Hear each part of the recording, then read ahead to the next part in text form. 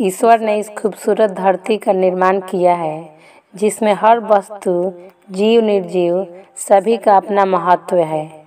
इन सभी को मिलाकर ही इस धरती की सुंदरता देखते बनती है। लेकिन यही मानव अपने फायदे और नुकसान के लिए ईश्वर की बनाई हुई चीज़ों में अपना नुकसान और फायदा देखने लगा है।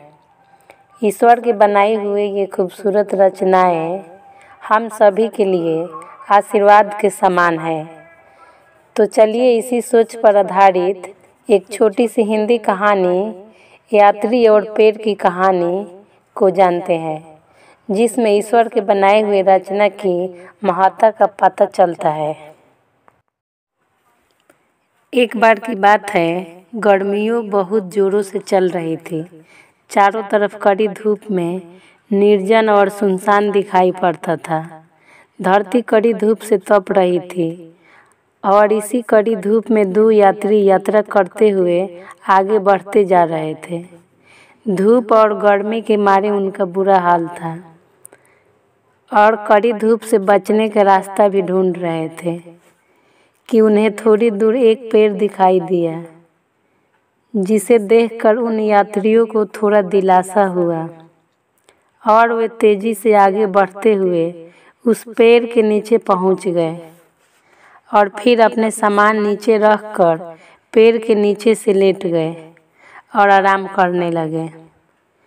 थोड़ा आराम हो गया तो एक यात्री ने कहा, यह तो बहुत बेकार पेड़ है, इसमें तो एक भी फल नहीं लगते, यह किसी काम का भी नहीं है और इनकी लकड़ी का भी कोई उपयोग नहीं करता है।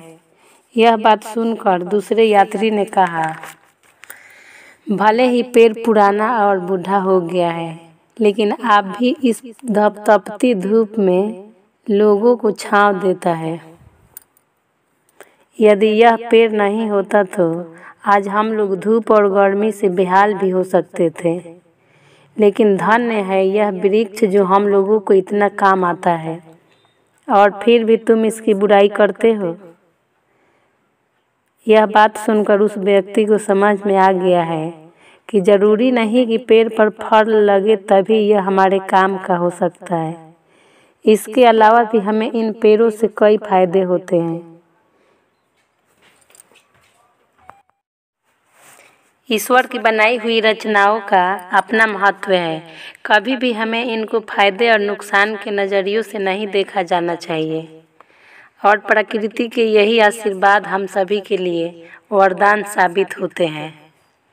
तो आप सबको यह कहानी यात्री और पेड़ के महत्व की हिंदी कहानी कैसा लगा कमेंट में ज़रूर बताएं और इन कहानी को शेयर करें। चैनल में नए हैं तो चैनल को सब्सक्राइब करें।